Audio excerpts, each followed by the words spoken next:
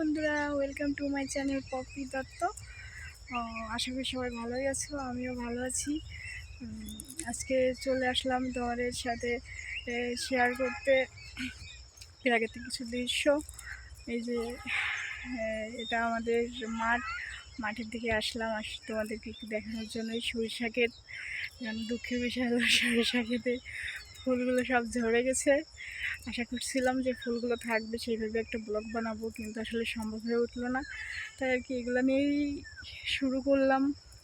শীতকাল মানে একটু অন্যরকম ভালো লাগা।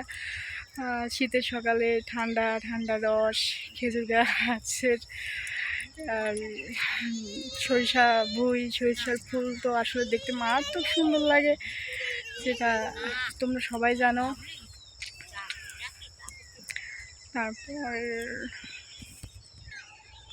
আর গ্রাম বাংলার প্রাকৃতিক সৌন্দর্য তো দেখতে আসলেই একটু বেশি ভালো লাগে, যেহেতু আমি গ্রামে থাকি। তারপরে খুব বেশি গ্রাম বলতে সেরকম গ্রাম না, তারপরেও আশেপাশে টুকটাক প্রাকৃতিক সৌন্দর্যগুলো আমি উপভোগ করতে পারি, তাই তোমাদের সাথে একটু শেয়ার করতে এলাম। দেখো তোমরাও। পুরো তো ঠিকভাবে আসলে বলা সম্ভব হচ্ছে না, বলতে পারতেছি না ভালোভাবে। তোমরা আমার সাথে থেকেও, আমার পাশে থেকেও, আমাকে সাপোর্ট করো, আমাকে সামনে এগিয়ে যাওয়ার জন্য পুরোপুরিভাবে তোমরা সাপোর্ট দিও।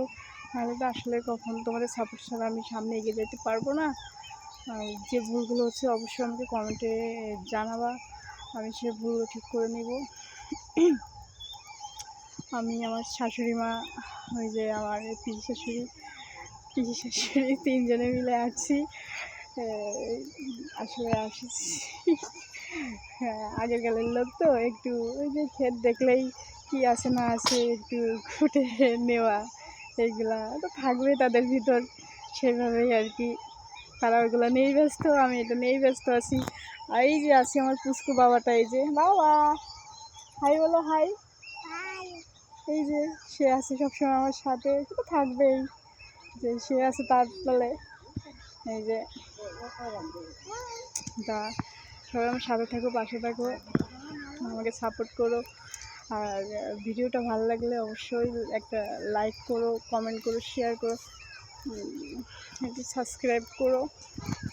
Tata, bye bye. আরও পরে কোনো নতুন ভিডিও নিয়ে, সে মধ্যে সবাই ভালো থাকো।